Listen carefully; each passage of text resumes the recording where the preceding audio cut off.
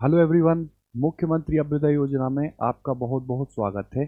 देखिए, हम लोग की सिविल में जनरल साइंस का जो क्लासेस चल रही थी उसमें हम लोगों का केमिस्ट्री सेगमेंट चल रहा था, है ना।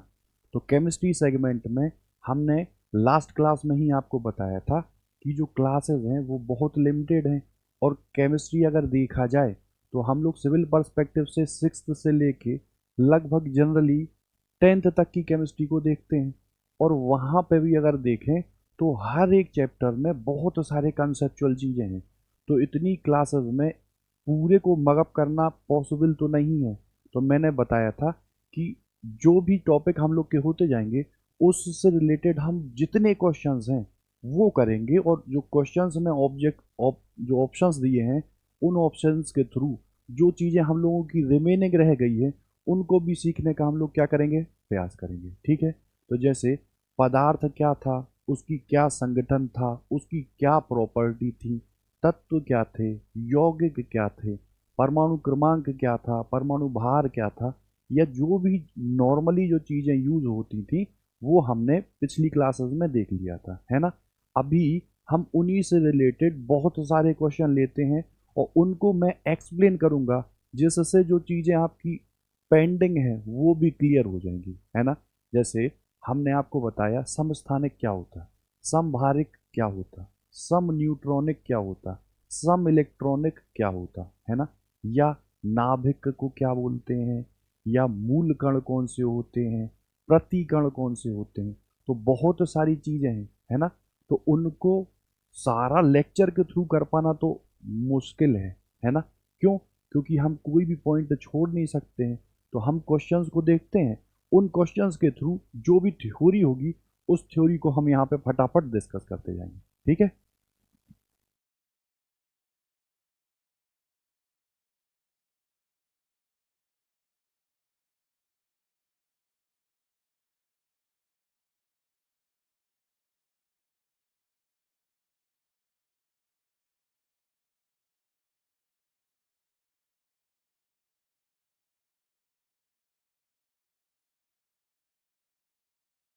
आई होप दिखाई तो दे रहा होगा आप लोगों को।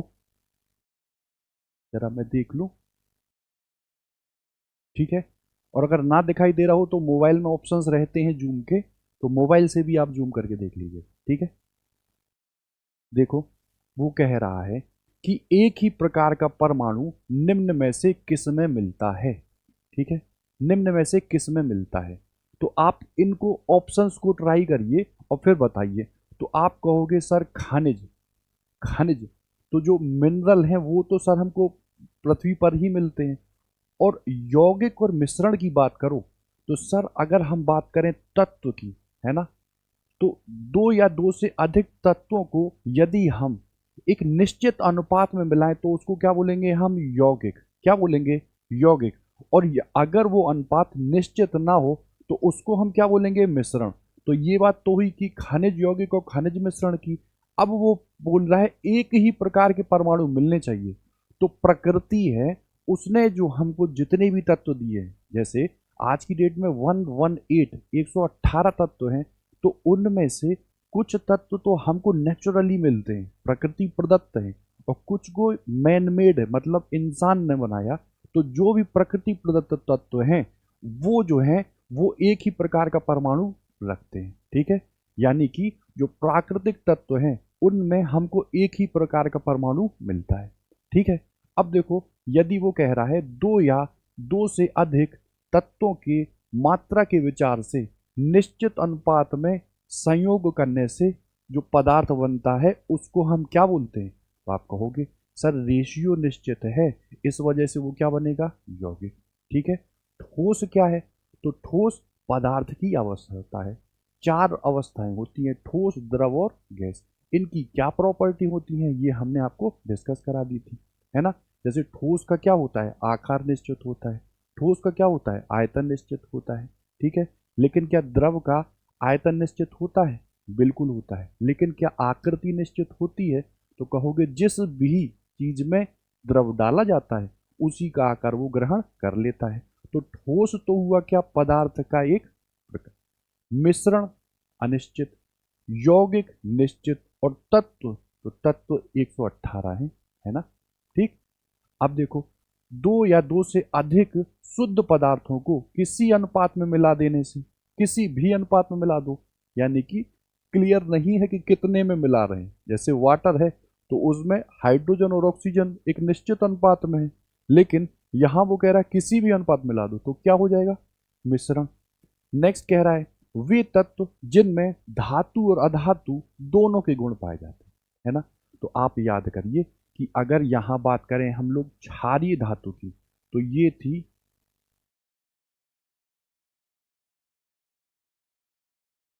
है ना, तो ये होते हैं क्षारीय धातु। इधर बात करो तो सर होते हैं ये होते हैं क्या, क्षारीय मृदा धातु। तो जो धातु है वो बेसिकली करते क्या है, वो इलेक्ट्रॉन का त्याग करते हैं, और इलेक्ट्रॉन को त्यागने के बाद स्थाई स्थाई यानी कि स्टेबल पोजीशन में आ जाते हैं, है ना। तो वो पूछ रहा है कि क्या करते हैं, तो आप कहोगे जैसे धातु इलेक्ट्रॉन का त्याग करते हैं, वैसे ही अगर हम बात करें पी ब्लॉक में, तो पी ब्लॉक में मैक्सिमम क्या है, अधातु। तो वो क्या करते हैं, इलेक्ट्रॉनों को ले लेते हैं, वो क्या करते हैं, इलेक्ट्रॉनों को ले लेते हैं। तो वो यौगिक, या कह लो कि वो जिनकी जो प्रॉपर्टी है, जिन तत्वों की प्रॉपर्टी धातु और अधातु दोनों की प्रॉपर्टियों के बीच में ही होती, मतलब धातुओं के में पाया जाता और अधातुओं के गुण को भी रखता है, तो उसको क्या बोलते हैं हम, उपधातु। उसको क्या बोलते हैं, उपधातु। ठीक है, जैसे हमने कल की ही क्लास में आपको बताया था कि आप याद करो, ठीक, एंटीमनी और बिस्मथ, तो ये क्या है, ये क्या है, उपधातु, यानी कि इनके पास दोनों गुण हैं, धातु के भी और अधातु के भी। ठीक, तो वो पूछता है कि एंटीमनी, एंटीमनी क्या है, आप कहोगे उपधातु। किस वर्ग में ये बिलोंग करता है, तो फिर आपको याद करना पड़ेगा, ये तो हुआ फर्स्ट डे, ये हुआ सेकेंड डे, और अक्रिय गैसों को हम लोग लेते हैं जीरो में, जीरो वर्ग में ही तो लेते हैं। फिर शुरू होता है किसका, तो boron, carbon, nitrogen, oxygen, fluorine, और यहाँ क्या आता है, नीओन, है ना। तो ये फर्स्ट डे, ये सेकेंड डे, ये हुआ थर्ड डे, ये फोर्थ है, और ये फिफ्थ डे, मतलब पांचवें वर्ग में कंटेन करता है कौन, एंटीमनी और बिस्मथ, जो कि क्या है, उपधातु। ठीक है, अब अगर मैं आपसे कहूं धातुमल क्या होता है, धातुमल क्या होता है, तो जो हमारी पृथ्वी है बहुत सारे खनिज उसमें पाए जाते हैं, तो खनिज को, जैसे जो खनिज हैं तो वो पाए जा रहे हैं, तो अयस्क भी मिलते हैं, जैसे आपने सुना होगा हेमेटाइट है, मैग्नेटाइट है, मोनाजाइट है, बहुत सारे जो चीज़ें हैं जो पृथ्वी में पड़ी हैं, वो प्योरली तो फॉर्म में मिलेंगे नहीं हमको, हम किसी प्रोसेस के थ्रू उसको निकालेंगे, उसको निकालेंगे। तो अगर हम खनिज, फिर अयस्क, और फिर शुद्धिकरण करते हुए जब हम धातु प्राप्त करते हैं, तो जो बचा हुआ मटेरियल है जिसका हमारे लिए कोई यूज नहीं है, उसको हम लोग क्या बोलेंगे, स्लैग, यानी कि धातु मल। ठीक है, धातु मल। अब ये क्या है, ये मिश्र धातु, ये मिश्र धातु, जैसे आपने बहुत सारी मिश्र धातुओं का नाम सुना होगा, है ना। फिर ये है आदर्श धातु, ये है आदर्श धातु। ठीक, फिर कह रहा है निम्नलिखित में से कौन धातु होते हुए भी विद्युत का कुचालक है। अब सर धातु की प्रॉपर्टी आ गई, तो इलेक्ट्रॉनों का त्याग करते हैं तो धातु होते हैं, आघात वर्धनीयता वाले होते हैं, मतलब यदि उनको आप उस पर आघात करो तो वो शीट में बदल जाते हैं, सब तन्यता का उनमें गुण पाया जाता है ना। फिर वो विद्युत के सुचालक भी होते हैं, है ना। जैसे जो हम वायर यूज करते हैं, तो वायर जो यूज करते हैं उसमें विद्युत का चालन आराम से हो जाता है। ठीक है, तो वो कह रहा है कि सर टिन को ले लो, कॉपर को ले लो, निकल को ले लो, और लेड को ले लो, तो कौन सा ऐसा धातु है जो विद्युत का क्या है, कुचालक, विद्युत का कुचालक। तो आप कहोगे सर लेड एक ऐसा धातु है जो विद्युत का कुचालक है। बाकी निकल की बात करो तो ये चालक है, कॉपर की तो आप वायर यूज करते हैं, और ये टिन, तो ये क्या है, विद्युत के चालक। अधातु में धातु ही चमक पाई जाती है, यानी कि धातुओं में तो नॉर्मली चमक पाई नहीं जाती है, लेकिन वो कह रहा है एक्सेप्शंस हैं, एक्सेप्शंस हैं, मतलब कौन सा वो ऐसा धातु है जिसमें चमक जो पाई जाती है वो धातुओं के जैसे पाई जाती है ना। तो कल भी हमने आपको बताया था। अब देखो वो सारी चीजें यहाँ रिकॉल हो रही है ना। देखिए सर, ग्रेफाइट और सर आयोडीन, ये दोनों क्या हैं? ये दोनों क्या हैं? अधातु हैं, लेकिन इनमें एक चमक पाई जाती है। किस टाइप की? जैसी सर धातु में पाई जाती है।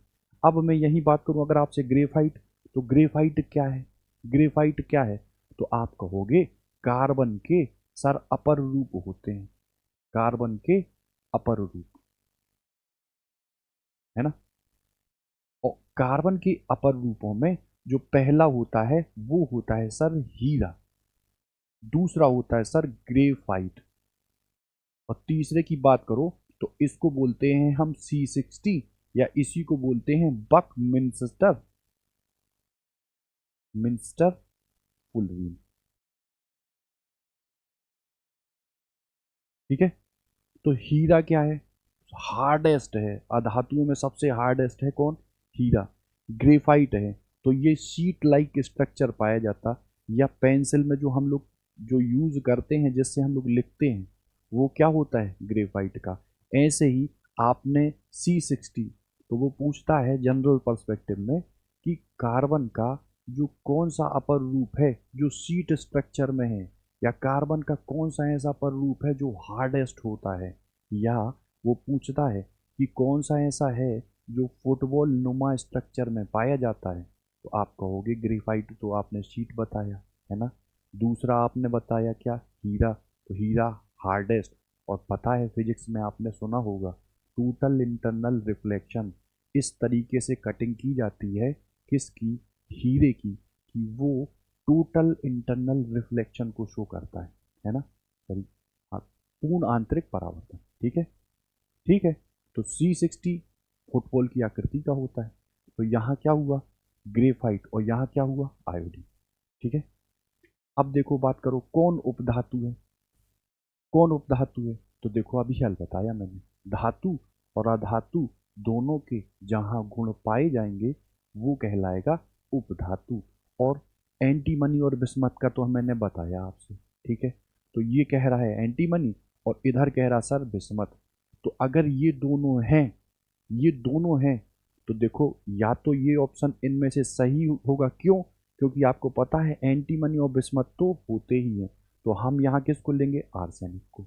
या एक जनरल आप सोच के देखो कि अगर हम बात करें नाइट्रोजन के बाद फास्फोरस आता फिर ही तो आर्सेनिक आता। तो जब ये एंटीमनी और बिस्मथ एक ही वर्ग में हैं तो क्या आर्सेनिक को हम भूल जाएंगे? नहीं ना। तो आर्सेनिक को भी लेंगे, इसका मतलब उपधातु ये तीनों हो जाएंगे। ठीक है। फिर वो कह रहा है आप इतना बताओ कि निम्न में से कौन एक यौगिक है। ठीक है। और यौगिक की हमने आपको अभी हेल्प प्रॉपर्टी बता दी कि प्रॉपर्टी क्या होती है, उसी को आधार बना के और आप फाइनली पता करो कि कौन सा यौगिक है।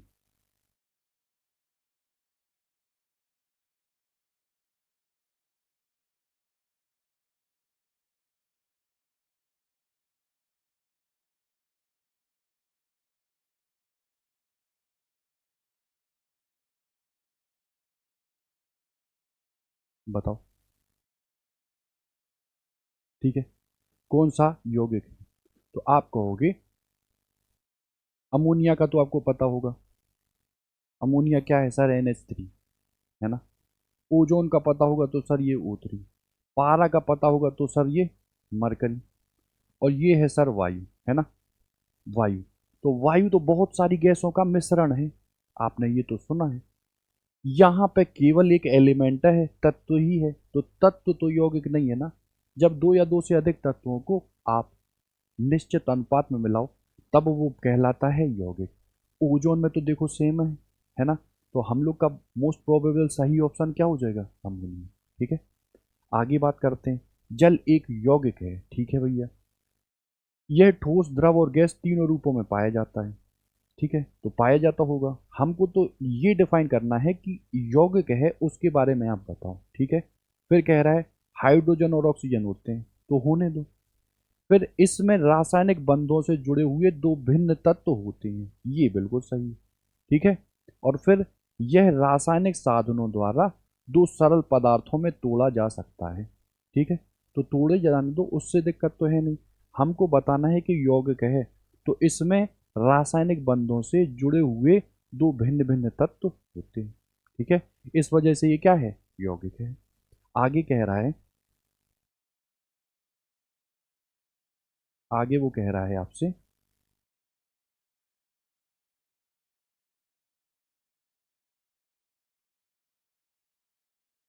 देखो ये कह रहा है, सर हमको दो सूची दी है और हमको बताना है कि ये किस किस को शो करती है। ठीक। तो देखो, हमसे कह रहा है हीरा, अभी हाल मैंने बताया अपर रूपता कार्बन शो कराता है, और वो एक रहता है ग्रेफाइट, एक रहता है हीरा, और तीसरे को जिसको हम बोलते हैं उसको बोलते हैं हम ग्रेफाइट। ठीक है। C60, बकमिंस्टर फुलरीन, ग्रेफाइट और हीरा। तो बताओ, क्या हीरा को मैं कार्बन ना लगा दूं? और हीरा को अगर मैंने कार्बन लगाया तो बताओ, ए का 4 ये है और ए का 4 ये है। ठीक है। और अब बताओ ग्रेनाइट, तो ग्रेनाइट काय का रहता है ना? आपने पढ़ा होगा अग्नि सेल, अवसादी सेल, रूपांतरित सेल। तो ग्रेनाइट मतलब कैल्शियम। ठीक है। तो यहाँ अगर मैं ये संगमरमर को लूँ तो किस में, कैल्शियम में। ठीक है। और जो सिलिका है, सिलिकन है, रेत का है, बेसिकली सिलिकन ही तो है। तो रेत को हम किससे मिला देते हैं, सिलिकन से। अब बचा माणिक, तो ये क्या हो जाएगा, एल्यूमिनियम। अब जो भी हमने लगाए हैं उसी के आधार पर देख लेते हैं। तो ए का तो सर चौथा ये था, संगमरमर का कैल्शियम था, यानी बी का फर्स्ट था, सी का सेकंड था, और डी का थर्ड था। ठीक है। तो ऑप्शन नंबर, ठीक है। अब वो कह रहा है, निम्नलिखित में से किस पदार्थ में ऑक्सीजन नहीं है ना? ऑक्सीजन नहीं है। तो आप जानते हैं कि कांच जो है उसको हम लोग बोलते हैं अति शीतित द्रव, सुपर कूल्ड लिक्विड, है ना? तो कार जो कांच है वो कैल्शियम के सिलिकेट ही हैं और ऑक्साइड प्रवृत्ति रखते हैं, है ना? तो कांच में तो ऑक्सीजन प्रेजेंट है, रेत में भी ऑक्सीजन प्रेजेंट है। ठीक। और सीमेंट की बात करो तो सीमेंट का अगर इनऑर्गेनिक में फॉर्मूला आप देखो तो वहां पे भी क्या आता है, ऑक्सीजन। तो ऑक्सीजन आएगा कहाँ, नहीं, मिट्टी का तेल। मिट्टी के तेल में ऑक्सीजन नहीं पाया जाता। ठीक है। अब यहीं पे अगर मैं आपसे बात करूं कि जलने के लिए किस गैस की आवश्यकता होती है, ऑक्सीजन की। ठीक। तो वो पूछता है ऑक्सीजन की खोज किसने की थी, तो प्रीस्टले ने। ठीक है। आपसे पूछा जाता है परमाणुवाद किसका है, मतलब सबसे छोटा परमाणु है उससे छोटा कोई नहीं है, ये कहा था किसने? ठीक। तो ये थ्योरी थी सर किसकी, कणाद की, है ना? अब पूछा जाता है सर रस विज्ञान का जनक किसे कहा जाता है, ये एनसीईआरटी का ही क्वेश्चन है ना? तो रस विज्ञान के जनक कौन थे? आप कहोगे नागार्जुन, है ना? और अगर आधुनिक रसायन विज्ञान के जो फादर हैं वो कौन थे, तो सर प्रीस्टले ने तो केवल ये बताया था कि ऑक्सीजन है, लेकिन लेवासिए एक व्यक्ति थे। कौन? लेवासिए। लेवासिए एक ऐसे व्यक्ति थे जिन्होंने कहा था कि दहन दहन यानी जलने के लिए आवश्यकता होती है किसकी, ऑक्सीजन की। इस वजह से इनको माना गया था क्या, जो मॉडर्न केमिस्ट्री है, आधुनिक जो रसायन विज्ञान है उसका फादर। ठीक है। ठीक। तो परमाणुवाद कणाद का, नागार्जुन रस विज्ञान, फिर लेवासिए आधुनिक रसायन विज्ञान के जनक, प्रीस्टले ऑक्सीजन की खोज।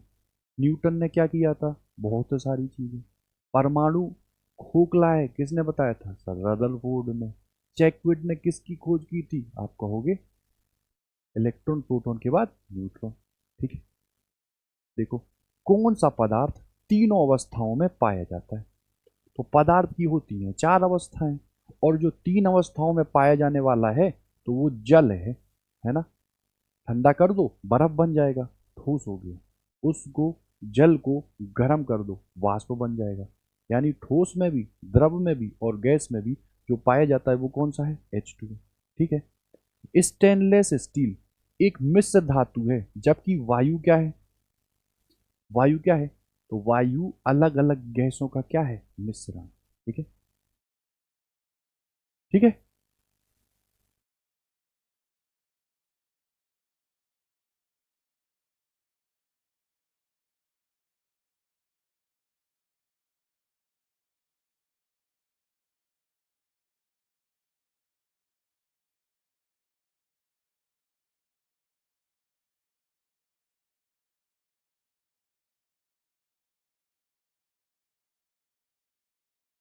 ठीक है, दिख तो रहा होगा आई होप।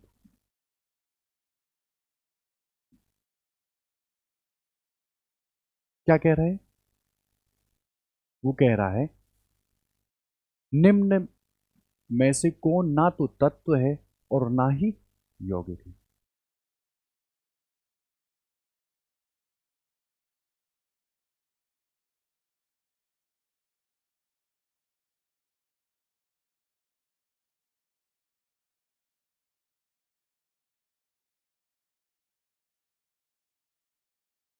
ठीक है।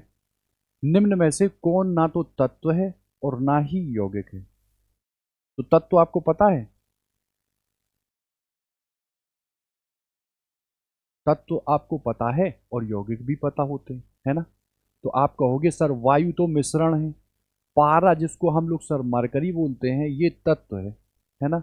जल की बात करो तो सर H2O है, और यहाँ हाइड्रोजन और ऑक्सीजन निश्चित अनुपात में है।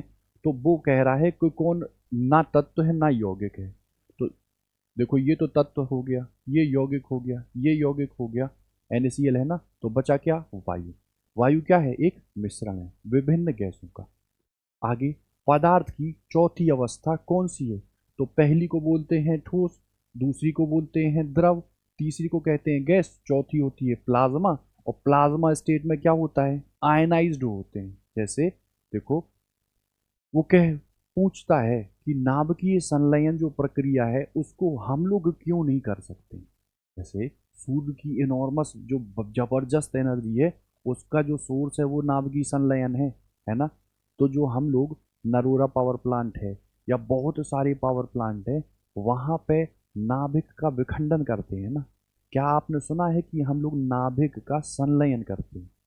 संलयन, नाभिकीय संलयन नहीं कर पाते हैं ना? क्यों? क्योंकि नाभिकीय संलयन में जो पदार्थ है या जो रेजेज हैं वो प्लाज्मा स्टेट में पहुंच जाती हैं, है ना? इस वजह से संभव नहीं है। ठीक है। आगे, कौन एक यौगिक है? तो स्टील, पीतल, रेत और हीरा। तो हीरा तो अपर रूप रेत जो है वो मिश्रण है। अब पीतल और स्टील में आपको पता लगाना है ना? क्यों? क्योंकि मिश्र धातु भी यहाँ पर कोई हो सकता है, स्टील है या पीतल है। तो ये पता लगाइएगा कि कौन सा एक यौगिक है। ठीक है। विरंजक चूर्ण, आप कहोगे विरंजक चूर्ण का होता है फॉर्मूला CaOCl2, है ना? देखो निश्चित अनुपात ही तो है, और निश्चित अनुपात की वजह से क्या ये अपर रूप है, मिश्रण है, तत्व सर संभव नहीं, तो क्या है? यौगिक। कौन सा एक मिश्रण नहीं है? कौन सा एक मिश्रण नहीं है? ग्रेफाइट तो अपर रूप है। कांच की बात करो तो यौगिक है। पीतल और इस्पात में आपको पता लगाना है ना? जैसे इस्पात आपने सुना होगा, है ना? लोहे को ही हम इस्पात में कन्वर्ट करते हैं, कुछ करते हैं ना? जैसे आपने गैल्वनाइजेशन सुना होगा कि जंग लग जाती है किस में? लोहे में। उस जंग को बचाने के लिए हम लोग जिंक की परत चढ़ा देते हैं, है ना? और जिंक की परत चढ़ाने से वो क्या है, जो अंदर का मटेरियल है वो क्षय होने से बच जाता। तो यहाँ ये आपको पता लगाना है कि ये पीतल है कि ये इस्पात है। ठीक है। NDA में आया हुआ क्वेश्चन है। ठीक।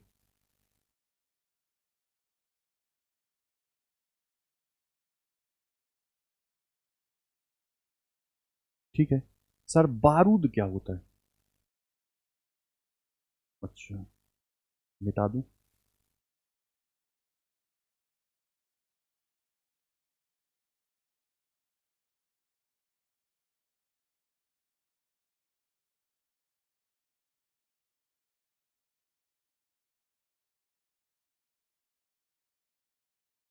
वो कह रहा बारूद क्या है, विस्फोटक है ना। जैसे आपसे मैंने कहा कि नोबेल प्राइज किस क्षेत्र में दिया जाता है ना, या किसकी नाम पर नोबेल दिए जाते हैं, तो अल्फ्रेड नोबेल। इन्होंने काय की खोज की थी सर, डायनामाइट की। डायनामाइट हम लोग कहाँ यूज करते हैं, खदानों में जो विस्फोट करते हैं, जिससे सर खदानें ब्रेक हो जाती हैं और हमको जो भी मटेरियल चाहिए रहता है वहाँ उन खदानों से मिलता है। तो खोज तो की थी अल्फ्रेड नोबेल ने। ये कहाँ के थे, ये पता लगाना है। क्या ये स्वीडन के थे, अब तो सोचिएगा। फिर नोबेल कितने क्षेत्र में मिलता है ये, ठीक। अब जो डायनामाइट की खोज की थी वैसे ही बारूद है, तो बारूद का यूज भी हम लोग बनाते हैं ना, बारूद को बहुत सारी जगह यूज करते हैं। तो वो कह रहा है क्या तत्व है, यौगिक है नहीं, लिक्विड होता है नहीं, तो क्या है सर, मिश्रण है ना। अब कोयला क्या है, आप कहोगे कोयला क्या तत्व है, मिश्रण है, यौगिक है, कार्बन ही तो है ना। जैसे ज्योग्राफी में आपने पढ़ा होगा, एंथ्रेसाइट है, बिटुमिनस है, लिग्नाइट है, पीट है, तो ये क्या है, कोयले के ही तो अलग अलग प्रकार हैं। अब कोयला कितना अच्छा जल रहा, मतलब हमको वो हीट कितनी जबरदस्त दे रहा है, उसके आधार पर सबसे बेस्ट कोयला कौन सा होता है ना। तो बताओ एंथ्रेसाइट होता है नहीं, कौन सा होता है, बिटुमिनस। सबसे खराब क्वालिटी का कोयला कौन सा होता है, आप कहोगे पीट। या कौन सा कोयला ऐसा होता है जो पीले कलर का होता है ना, ठीक है। अब वो ज्योग्राफी की चीज है। अब देखो यहाँ तो कोयला पूछा तो क्या हो जाएगा, तत्व, ठीक है। कह रहा हीरा, अभी हल बताया, हीरा क्या है, कार्बन का अपर रूप, और कार्बन क्या है, तत्व है। तो ये अगर यहाँ अपर रूप ना दिया हो तो क्या बोलते हैं, ठीक है। वो पूछे कि यदि कार्बन के हम तीनों अपर रूपों को कंसीडर करें तो जो सबसे हार्डेस्ट है, जो सबसे ज़्यादा हार्ड है, वो कौन है, तो वो अपना हो जाएगा कौन सा, हीरा, ठीक है। शीट लाइक स्ट्रक्चर कौन सा है, ग्रेफाइट। ध्यान देने वाली बात ये है कि कार्बन के जो 4 इलेक्ट्रॉन होते हैं, कार्बन 6 इलेक्ट्रॉनों को रखता है ना, तो 2 ये हुआ और 4 ये हुआ, है ना। तो जब शीट लाइक स्ट्रक्चर बनता है तो वहाँ पे जो इलेक्ट्रॉन है, जो सहसंयोजक बंध बनाने में यूज होते हैं ग्रेफाइट में, वो 3 होते हैं, यानी कि एक जो है वो खुला रहता है, छूटा रहता है ना। तो अगर मैं आपसे कहूं कि जो खुला इलेक्ट्रॉन है, जो मुक्त इलेक्ट्रॉन है, सीधी सी बात है, कहीं ना कहीं वैद्युत के चालन में सहायक होगा। तो पूछता है वो, और पूछा भी है कि वैद्युत के चालन में कार्बन के अपर रूपों में से कौन होगा। तो आप याद रखिएगा कि कौन होगा, कौन होगा, ग्रेफाइट। क्या हीरा होगा, नहीं। क्या C60 यानी बकमिंस्टर फुलडीन होगा, नहीं, ठीक है। देखो, विश्व का प्रत्येक पदार्थ अत्यंत सूक्ष्म कणों से मिलकर बना होता है, अभी यह पता है ना। सूक्ष्म कणों से मिलकर बना होता है, जिसको हम लोग परमाणु बोलते हैं। ये अवधारणा किसकी थी, तो आप कहोगे आया है सर परमाणु, तो ये धारणा थी सर परमाणुवाद की, है ना, परमाणुवाद की। तो परमाणुवाद किसने कहा था, आप कहोगे कणाद ने, ठीक है। ध्यान देना, ये नहीं लगा देना, है ना। जैसे एनसीईआरटी अगर आप पढ़ेंगे तो वहाँ पहले या दूसरे स्टैंड उसमें ही लिखा है कि केमिस्ट्री की उत्पत्ति अगर बात करो तो कहाँ से हुई थी, मिस्र से। मिस्र को हम बोलते हैं इजिप्ट। वहाँ पे यूज होती थी काली मिट्टी। काली मिट्टी को वो लोग केमिस्ट्री से जुड़ते ही किसी नाम से बुलाते थे, और वहाँ उसी से रिलेटेड इन्होंने अध्ययन किया था, और वो विकसित हो गई थी किसके रूप में, केमिस्ट्री के रूप में, ठीक है। आगे कह रहा है,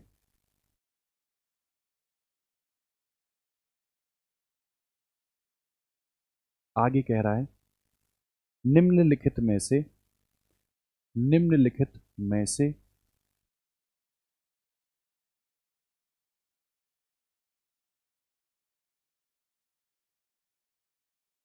निम्नलिखित में से कौन सा यौगिक है, ठीक है। थोड़ा जल्दी जल्दी कर रहा हूं मैं। यौगिक कौन सा है, कहोगे पारा, ओजोन, वायु, ये मिश्रण है, ये है, ठीक है। तो कौन सा है, अमोनिया। इधर आओ, निम्न में से कौन सा तत्व है? आप कहोगे हीरा, कार्बन का अपर रूप है। पन्ना अलग की, नीलालम जी ये अलग। वायु निम्न में से क्या है? वायु क्या है? ठीक है, मिश्रण है। फिर कह रहा है रासायनिक यौगिक कौन सा है? निम्नलिखित में से रासायनिक यौगिक कौन सा है? ठीक है, तो यौगिक कौन सा होगा? आप कहोगे सर ये तो मिश्रण है, ऑक्सीजन गैस है। अमोनिया की बात करो, और पारा क्या है सर? धातु है ना, तो ये हो जाएगा अमोनिया। निम्नलिखित में से मिश्रण आप कहोगे कार्बन मोनोऑक्साइड, है ना, ये तो एक यौगिक है। ये सर अम्ल है, ये सर दूध है, और ये इस्पात है। फिर देखो वही चीज आ गई। ठीक है, अब आपको बताना है कि दूध क्या है ना, दूध क्या है? शुद्ध तत्व कौन सा है? शुद्ध तत्व कौन सा है? ठीक है, सीमेंट तो सर यौगिक है, कांच अति शीतित द्रव है, और मिलके बनता है कैल्शियम के सिलिकेटों, है ना।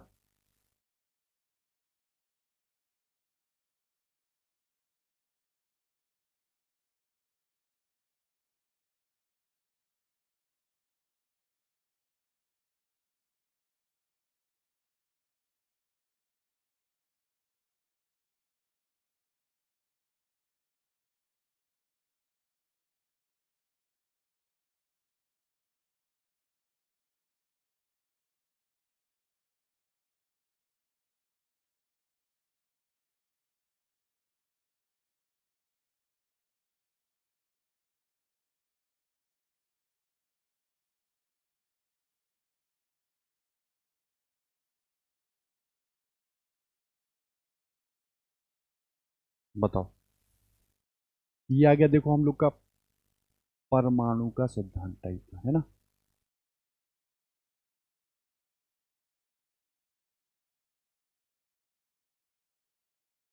ठीक, वो कह रहा है पदार्थ का परमाणविक सिद्धांत किसने दिया था, है ना। देखो नील्स बोर ने तो बोरबरी का नियम दिया था। जे जे थॉमसन आप कहोगे इलेक्ट्रॉन वाली चीज थी। रदरफोर्ड ने तो सर कहोगे एक अल्फा का प्रकीर्णन किया था, जो सोने की पतली पतली एक शीट ली थी उस पर। तो परमाणविक सिद्धांत किसने दिया था? जॉन डाल्टन ने। किसने दिया था? जॉन डाल्टन ने। जैसे हमने आपसे कहा, ठीक, तो ये था टॉमसन का मॉडल, ये था रदरफोर्ड का मॉडल, ये था बोर का मॉडल। तो ये सब मॉडल थे किसको जानने के लिए कि जो परमाणु है वो कहाँ कौन किस सिद्धांत का पालन करता है। तो जो सर्वप्रथम परमाणु सिद्धांत दिया था वो किसने दिया था? डाल्टन ने। ठीक है, फिर कह रहा है नाभिक का आकार होता है। आपको मैंने बताया था कि ये है नाभिक। नाभिक में होते हैं प्रोटॉन और न्यूट्रॉन, और इलेक्ट्रॉन क्या करते हैं? चक्कर लगाते रहते हैं। इलेक्ट्रॉन क्या करते हैं? चक्कर लगाते रहते हैं। तो यहाँ आप मुझे ये बता दो कि ये जो नाभिक है ये छोटा होगा, और अगर इस सेंटर से बाहर की किसी कक्षा की बात करें तो ये बड़ा होगा, हाँ या ना। तो आप कहोगे ये छोटा होगा, नाभिक छोटा होगा, और छोटा होने का मतलब क्या है यहाँ पे? 10⁻⁻15। ठीक है, ठीक। और अगर मैं कहूँ कि नाभिक ना पूछा होता, उसने पूरा पूछा होता, तो वो क्या हो जाता? बड़ा, यानी उसका ऑप्शन क्या होता? 10⁻⁻। ठीक है, फिर कह रहा है कौन सा अस्थायी कण है? कौन सा अस्थायी कण है? तो यहाँ इलेक्ट्रॉन, प्रोटॉन और न्यूट्रॉन ये सभी तो स्थायी कण हमने पढ़े थे। तो इनमें से क्या सभी अस्थायी हैं? तो मैंने आपसे कहा था कि इस टाइप का जब आए तो आप कंसीडर करना किसको? न्यूट्रॉन को। किसको कंसीडर करना? न्यूट्रॉन को। ठीक है, फिर निम्नलिखित में से कौन सा एक कण किसी तत्व के परमाणु क्रमांक को सबसे सही निर्धारित करता? ठीक, तो हमने बताया था कि निर्धारण यदि करना हो किसका, तो आप कहोगे परमाणु क्रमांक को सबसे सही निर्धारित करने वाला है, तो वो कहोगे प्रोटॉनों की संख्या। ठीक, सर इलेक्ट्रॉनों की संख्या प्रोटॉनों की संख्या के बराबर ही तो होती है। अगर हम एक नॉर्मल लें, वहाँ पर जैसे मान लो सोडियम लिया या मान लो एल्यूमिनियम लिया, तो वहाँ पर जितने प्रोटॉन होंगे उतने ही इलेक्ट्रॉन होंगे। तो आप यहाँ इलेक्ट्रॉनों को क्यों नहीं ले रहे हैं? तो आप कहोगे कि अगर आयन की बात करें या बात करें हम लोग इफेक्टिविटी की, तो जो भाग लेते हैं अभिक्रिया में वो इलेक्ट्रॉन ही तो लेते हैं, नाभिक के अंदर होते हैं प्रोटॉन। तो चेंजेस हो सकता है किस में, तो कहोगे सोडियम से सर सोडियम प्लस में इलेक्ट्रॉनों का, या सर क्लोरीन का क्लोरीन माइनस में, है ना। तो इलेक्ट्रॉन चेंज हुए तो परमाणु क्रमांक को जो बेहतर ढंग से निर्धारित करता है वो क्या होगा, प्रोटॉनों की संख्या। ठीक है, वो क्या होगा, प्रोटॉनों की संख्या।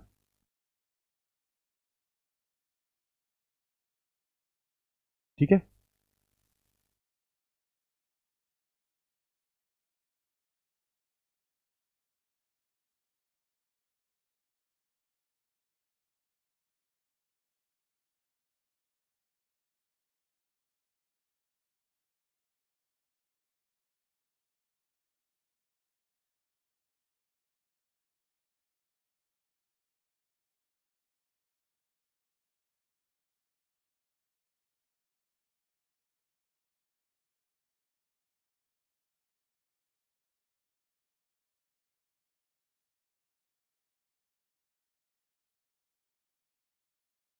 ठीक है। परमाणु के नाभिक में कौन होते हैं, आप कहोगे हमने तो आपसे सुना है कि परमाणु के नाभिक में प्रोटॉन और न्यूट्रॉन होते हैं, है ना।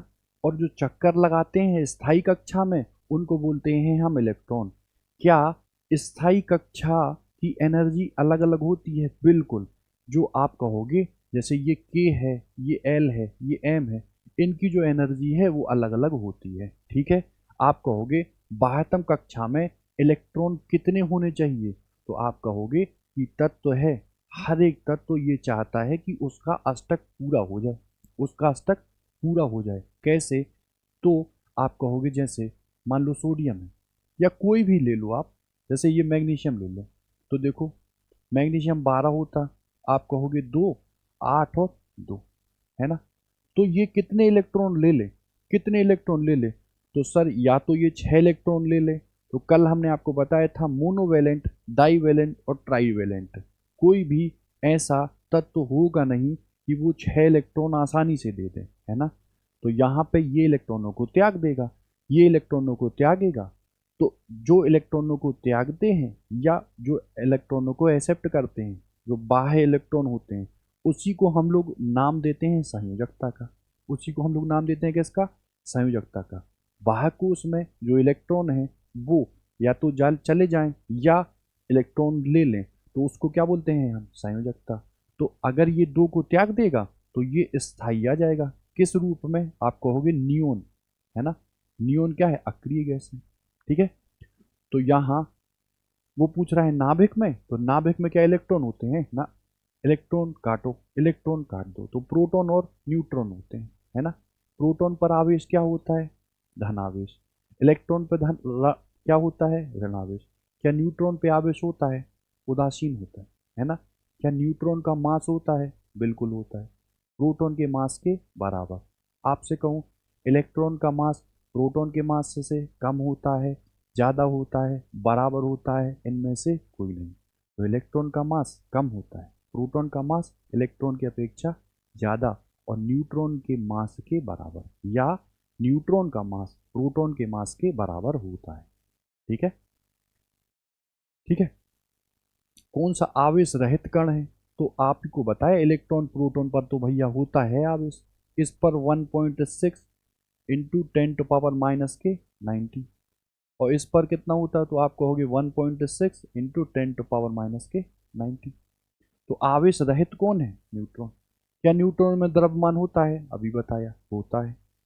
मूल कण समान संख्या में स्थित होते हैं, परमाणु में कौन से मूल कण, अभी हल बताया सर, जो प्रोटॉन होते हैं वही हम लोग के इलेक्ट्रॉन होते हैं। इलेक्ट्रॉन में कमी कब होती है, जब इलेक्ट्रॉन या तो तत्व से निकल जाएं या किसी तत्व में इलेक्ट्रॉन जुड़ जाएं। क्यों, क्योंकि उसको स्थायित्व लेना है, और स्थायित्व लेने के लिए या तो इलेक्ट्रॉनों को त्याग देगा या इलेक्ट्रॉनों को ले लेगा। तो वो कह रहा है मूल कण में, तो मूल कण में जो इलेक्ट्रॉन होते हैं वही प्रोटॉन होते हैं, है ना। ठीक है, तो न्यूट्रॉन क्यों नहीं होते, जैसे आपसे कहा, जैसे ये ले लो 11 सोडियम 23। तो ये होती है प्रोटॉनों की संख्या, ये होती प्रोटॉन प्लस न्यूट्रॉन की संख्या। तो आप मुझे देख के बताओ, 23 में से यदि 11 को मैं घटाऊंगा तो ही तो आएंगे न्यूट्रॉन, और वो न्यूट्रॉन कितने आएंगे? आप कहोगे 23 माइनस 11, यहाँ कितना आया 12।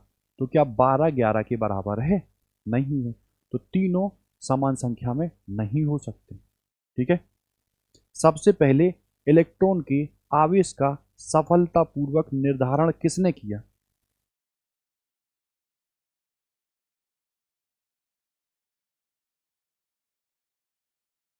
ठीक है। इलेक्ट्रॉन पर आवेश होता है, और वो आवेश क्या होता है? ऋणात्मक होता है। उसकी वैल्यू होती कितनी है? माइनस के 1.6 इंटू 10⁻⁻⁹ कूलम। तो इसका जो निर्धारण है वो किया किसने था, उसका यहाँ पर नाम पूछ रहा है। ठीक है। ठीक।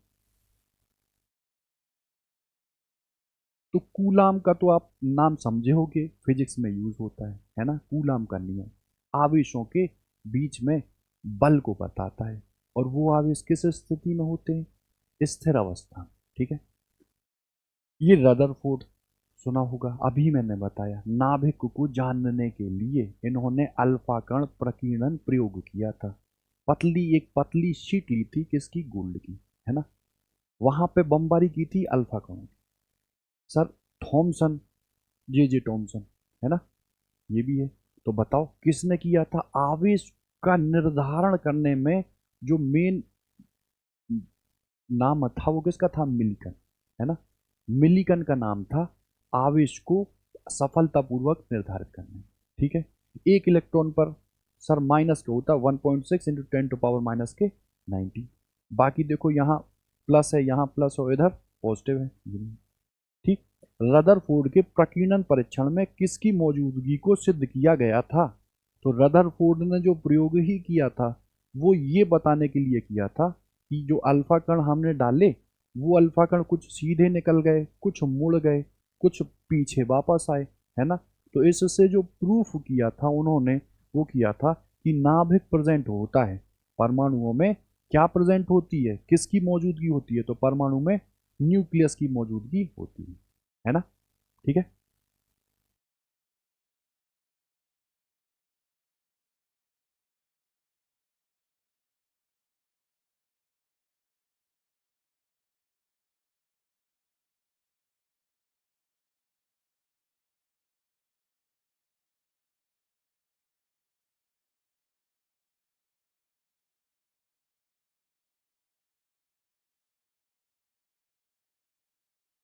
वो कह रहा है परमाणु विद्युततः होते हैं।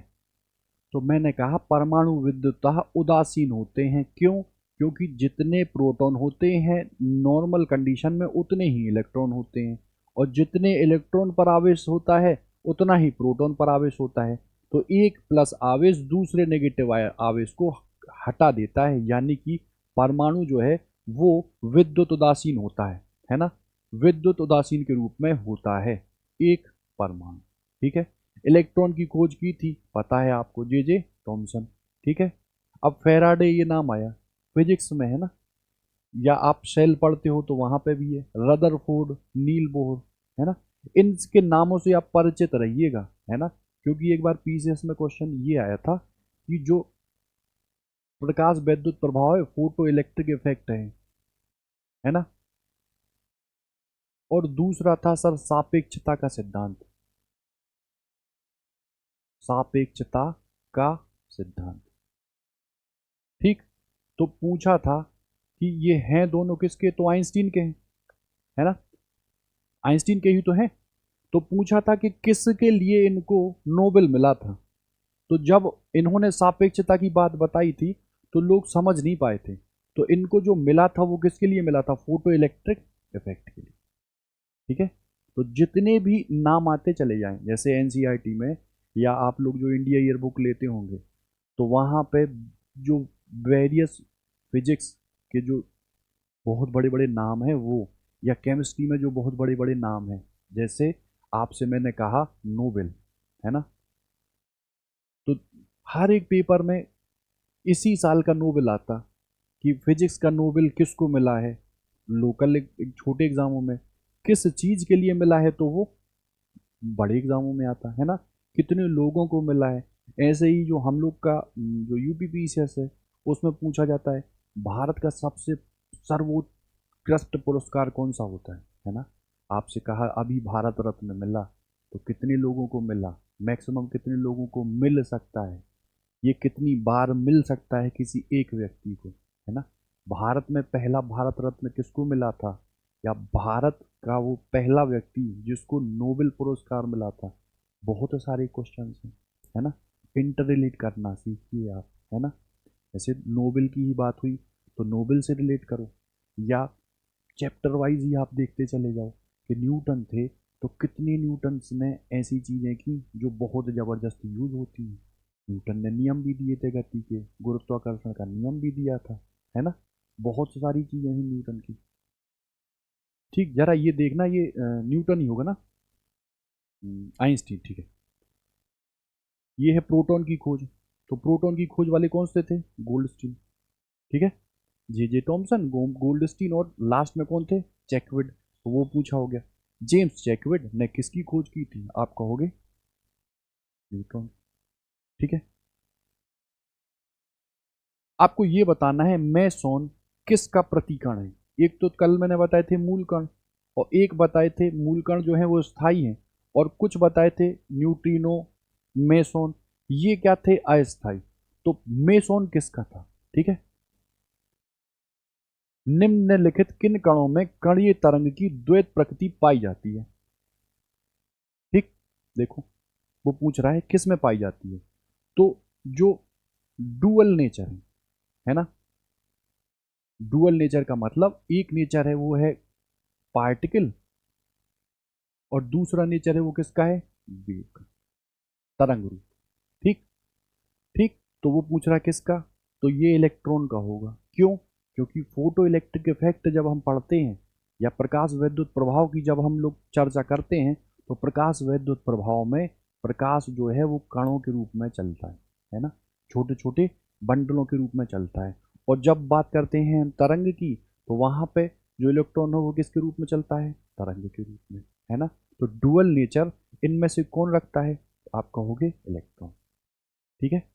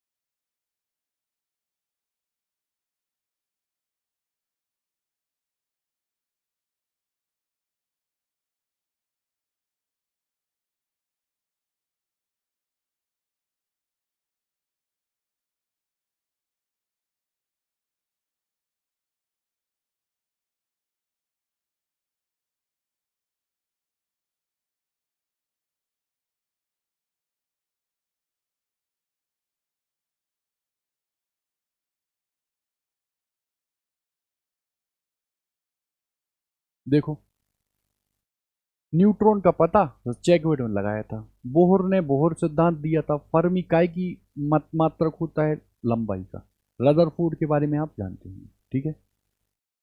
किस परमाणु के नाभिक में न्यूट्रॉन नहीं होता, अब इनसे आप परिचित तो होंगे। लिथियम, तो आप कहोगे तीन होता है लिथियम, हाइड्रोजन हीलियम लिथियम, है ना, ये छह। हाइड्रोजन आप कहोगे ये होता है 1H1। ट्राइटियम, तो सर तीन समस्थानिक होते हैं हाइड्रोजन के, एक को बोलते हैं प्रोटियम, दूसरे को ड्यूटीरियम, और तीसरे को ट्राइटियम, है ना। तो वो कह रहा है ट्राइटियम, तो आपने कह दिया 1H3, ठीक है। और ये है हीलियम, तो कह दोगे 2He4, अब वो कह रहा है कि कौन सा ऐसा परमाणु है जिसके नाभिक में न्यूट्रॉन नहीं होते। ठीक है, न्यूट्रॉन होते ही नहीं है।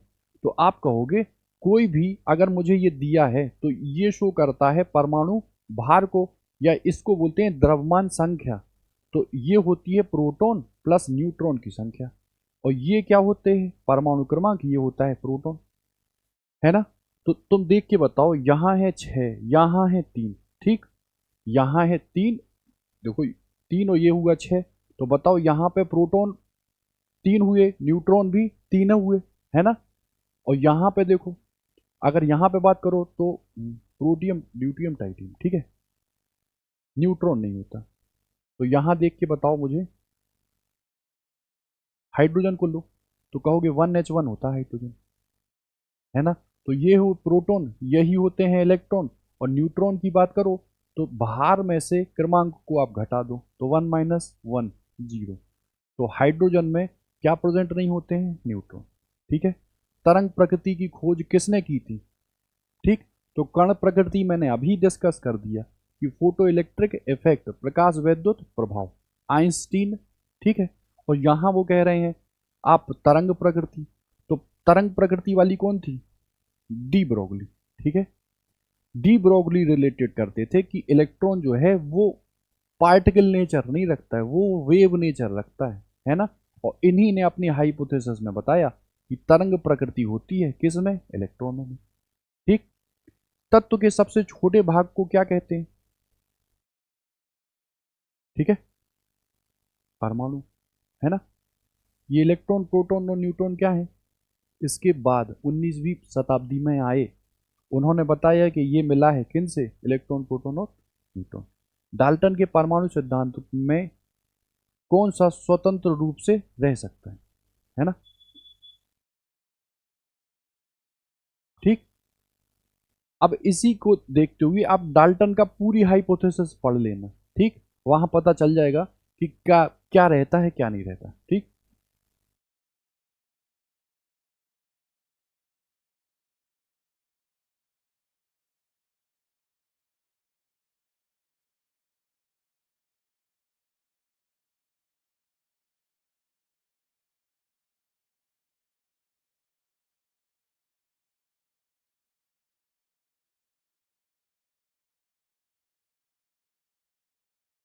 आगे क्या कह रहा है, रासायनिक व्यवहार निर्भर करता है, किस पर निर्भर करता है, न्यूक्लियस में प्रोटॉनों की संख्या पर, न्यूक्लियस में न्यूट्रॉनों की संख्या पर, इर्द गिर्द घूम रहे इलेक्ट्रॉनों की संख्या पर, और न्यूक्लियस में न्यूक्लियोनों की संख्या पर, है ना। तो रासायनिक व्यवहार, है ना, और वहां मैं पूछ रहा था गुण, ठीक, ठीक है। तो यहां पे क्या होगा, रासायनिक व्यवहार मतलब उसकी प्रकृति क्या होगी, है ना। तो वो कह रहा है न्यूक्लियस के इर्द गिर्द, न्यूक्लियस के गिर्द में घूमते हुए इलेक्ट्रॉनों की संख्या पर, ठीक है, ठीक। द्रव्यमान संख्या किसका योग है, आप कहोगे द्रव्यमान संख्या, ये लेते थे आप, मान लो ये कोई तत्व लेते थे, ये लेते थे ए, ये लेते थे जेड, ठीक है। तो ये किस पर निर्भर, किसका योग होता है, तो प्रोटॉन और न्यूट्रॉन, कहीं दिया है प्रोटॉन और न्यूट्रॉन, इसी के योग को हम लोग क्या बोलते हैं, इसी के योग को क्या बोलते हैं हम लोग, द्रव्यमान संख्या, परमाणु के द्रव्यमान संख्या के अंतर, ठीक है, किसी परमाणु के परमाणु द्रव्यमान और द्रव्यमान संख्या के अंतर को, ठीक है, क्या कहते हैं, ठीक।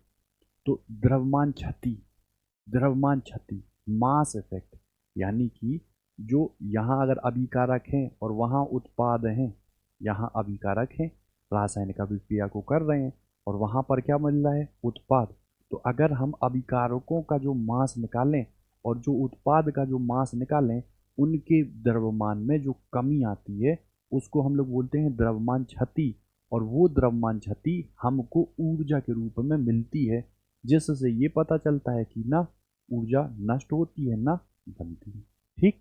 तो जब भी परमाणु द्रव्यमान और द्रव्यमान संख्या का अंतर आए तो उसको हम लोग बोलेंगे मास इफेक्ट, यानी कि परमाणु क्षति, द्रव्यमान क्षति, ठीक है।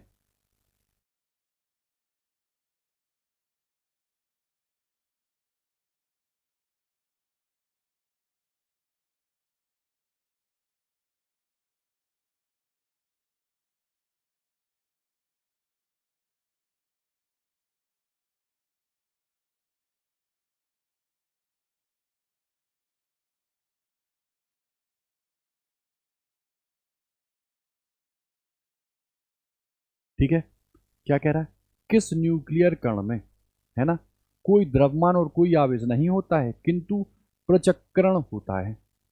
आपको इतना तो पता है कि इलेक्ट्रॉन में तो मास और आवेश होता है, प्रोटॉन में भी मास और आवेश होता है।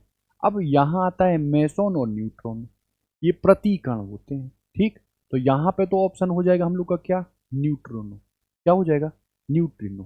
ठीक है, किसी परमाणु में परिक्रमण कर रहे इलेक्ट्रॉन की कुल ऊर्जा ऋणात्मक हो सकती है, अधिक हो सकती है, सदा धनात्मक होती है। ठीक, अभी इस ऊर्जा को तो हमने डिस्कस यहाँ किया नहीं है ना। ठीक है,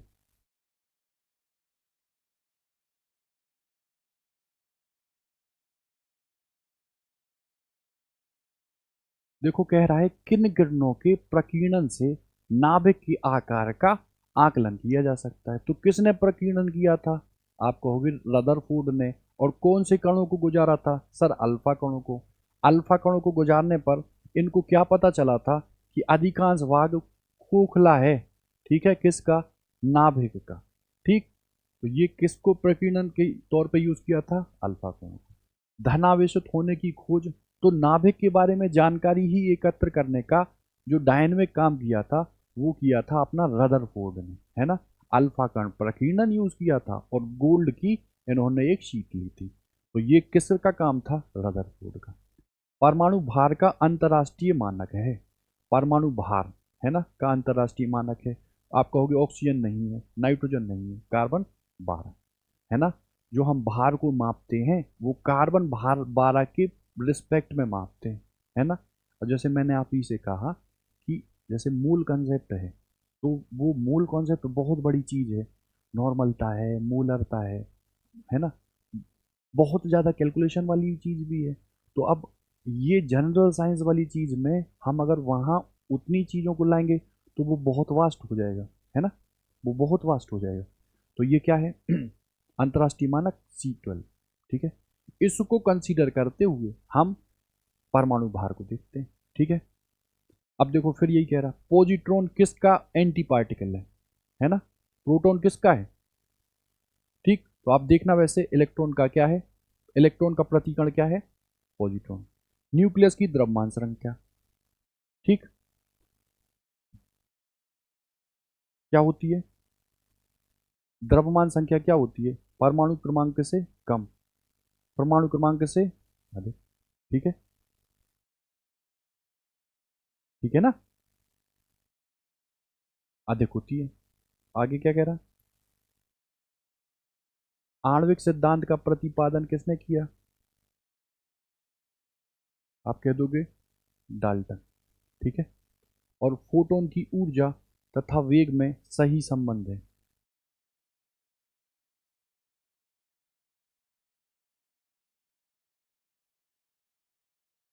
देखो, फोटोन की ऊर्जा, संवेग और वेग में सही संबंध है। आपको पता है कि E बराबर सर एच नहीं होता है, होता, E बराबर एच नहीं होता। हम क्या करें, हम क्या करें, P बराबर एम वी भी होता, है ना। और फोटोन है तो यहाँ पे मैं एम सी ले लूँ क्या, V की जगह C ले लूँ, तो ये मान लो ये होगा P। क्या मैं C का गुणा और C का भाग कर दूँ, ठीक, तो ये हो गया मान लो, ठीक है। तो E बराबर क्या होता है, एम सी स्क्वायर। ई बराबर क्या होता है, एम सी स्क्वायर। तो पी बराबर क्या हुआ, ई अपॉन सी। तो देखो वो क्या कह रहा, पी बराबर क्या बोल रहा, ई अपॉन सी। ठीक है, छोटे छोटे फॉर्मूला है।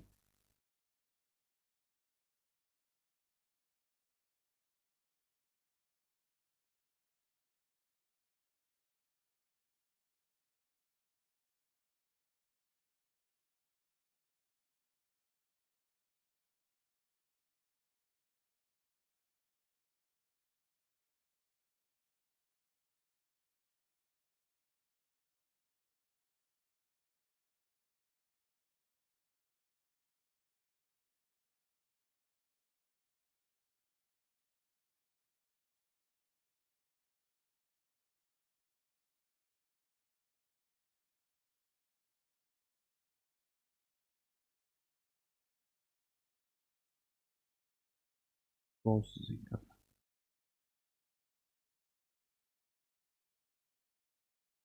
देखो, क्वांटम संख्याएं हैं, है ना, क्वांटम संख्याएं चार होती हैं परमाणु संरचना में, हमने डिस्कस की है ना। पहली क्या होती है, आप कहोगे सर एन, इसको क्या बोलते हैं हम, मुख्य क्वांटम संख्या। एल, इसको क्या बोलते हैं, द्विगंशी क्वांटम संख्या, इसको बोलते हैं एम, ठीक है। और इसको बोलते हैं एन एल एम, और ये स्पिन क्वांटम, है ना। इतनी बात थी। तो ये थी मुख्य क्वांटम संख्या, ये दर्शाती थी स्पिन को, ये दर्शाती थी मैग्नेट को, और ये एल को, है ना। चार थी, चार। तो वो पूछ रहा है कि चारों भी, चारों की चारों जो क्वांटम संख्याएं हैं वो कभी भी बराबर नहीं हो सकती किसी स्पेसिफिक एक इलेक्ट्रॉन के लिए। ये कहा किसने था, तो ये था हम लोग का, क्या आर्हेनियस ने, क्या फेराडे ने, नहीं। क्या हुंड ने, नहीं। तो पाउली का अपवर्जन का नियम था, है ना। पाउली का अपवर्जन का नियम था, उसमें इन्होंने बताया था क्या कि कोई भी क्वांटम संख्या, कोई भी चारों क्वांटम संख्या किसी एक दो इलेक्ट्रॉनों की सेम नहीं हो सकती, ठीक है। ये मैंने निकालना भी आपको बताया था, एन कैसे निकलता है, प्लस माइनस एल से प्लस एल, है ना, ये एम और ये स्पिन, एक ऊपर और ये नीचे, ठीक है। फिर रासायनिक तत्व के अणु के संबंध में चुंबकीय क्वांटम संख्या का संबंध किससे है, ठीक है। तो बताओ, अभिविन्यास से था, चक्रण से था, आमाप से था, या आवृत्ति से था, ठीक है। ठीक है, स्पिन वाली चीज कहाँ थी, फिर अभिविन्यास वाली चीज कहाँ थी, तो देखिएगा इनको करना, ठीक है। किसी कक्षा में अंतरिक्ष में अभिविन्यास की दिशा विनिर्दिष्ट करता है, ठीक है। कौन करता है, अभिविन्यास है ना, तो मुख्य क्वांटम संख्या, ठीक है। फिर किसी तत्व की रासायनिक गुण निम्न में से कौन तय करता है, वही रासायनिक गुण की जहां बात आएगी वो क्या होगा, प्रोटॉनों की संख्या। परमाणु के बाह्यतम में कितने इलेक्ट्रॉन रह सकते हैं, ठीक। अगर वो पूछता हर एक कक्षा में, तो आप कहते थे 2n², जहाँ n क्या है, कक्षा की संख्या, पहले के लिए दो, दूसरे के लिए दो, और ये दो का स्क्वायर यानी कि चार, है ना, चार दूनी आठ। तीसरे के लिए दो का क्यूब यानी दो दूनी चार दूनी आठ दूनी, ठीक है। और वो कह रहा है बाह्यतम कक्षा में कितने इलेक्ट्रॉन रह सकते हैं, ठीक। तो रहने के लिए क्या है संभव, सारा अष्टक पूरा हो जाना चाहिए उसका, है ना, उसका अष्टक पूरा होना चाहिए, ठीक।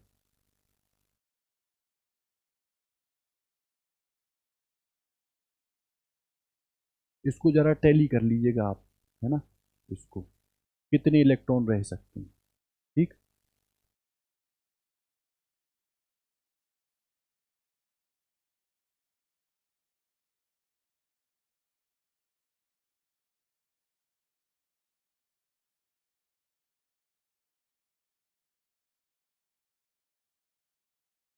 ठीक है, 9 इलेक्ट्रॉन है, 9 इलेक्ट्रॉन है, 9 प्रोटॉन, 10 न्यूट्रॉन, द्रव्यमान संख्या, द्रव्यमान संख्या होती है प्रोटॉन प्लस न्यूट्रॉनों की संख्या। सर जोड़ देंगे, प्रोटॉन थे 9, 10 न्यूट्रॉन थे, 10 और 9 19। नाभिक में न्यूट्रॉन और प्रोटॉनों की संख्या, आप कहोगे जो परमाणु क्रमांक होता है वही होते हैं प्रोटॉन, तो प्रोटॉन कितने हो गए, 88। प्रोटॉन कितने हो गए, 88।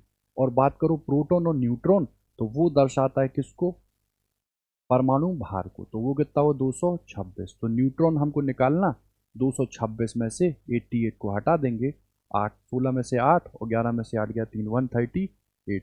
तो 138 और 88, दो प्रोटॉन, दो न्यूट्रॉन, दो इलेक्ट्रॉन, तत्व का द्रव्यमान संख्या, प्रोटॉन प्लस न्यूट्रॉनों की संख्या, तो दो ये कितना, 4। इसमें इलेक्ट्रॉन की संख्या, जो प्रोटॉन होते हैं वही इलेक्ट्रॉन, कितना, 19। फिर कह रहा है, वो कह रहा है,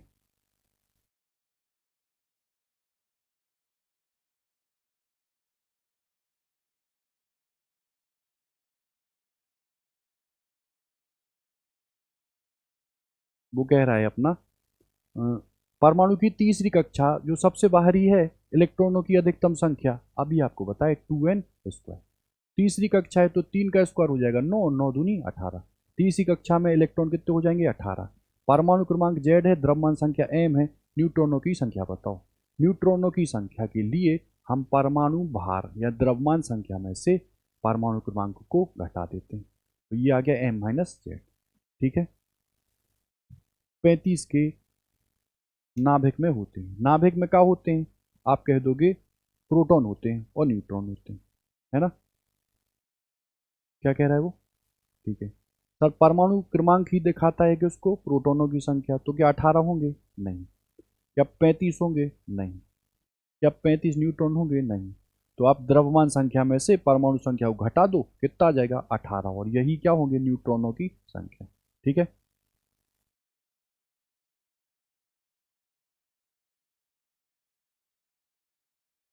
ठीक। पढ़िए वो क्या कह रहा है, नेक्स्ट क्वेश्चन।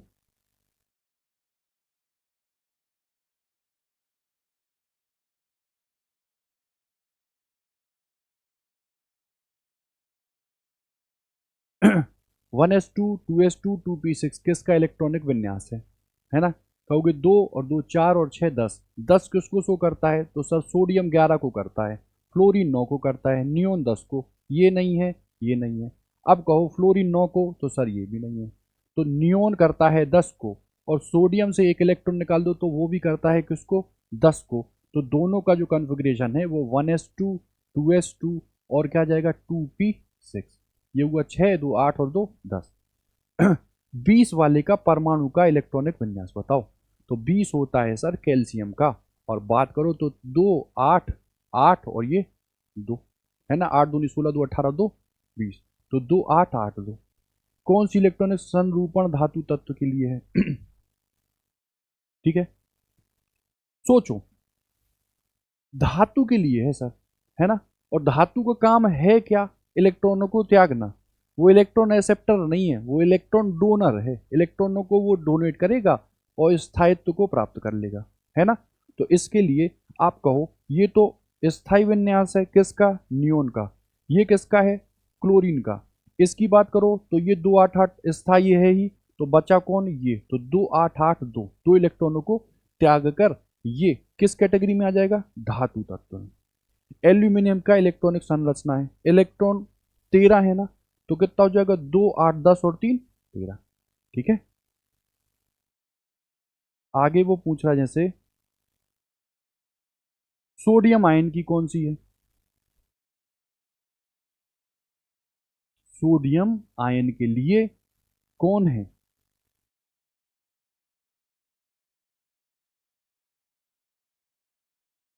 ठीक है, तो सोडियम सर 11 होता है, तो 2 8 और 1 हो जाएगा। स्वर्ण पत्र किसके प्रकीर्णन?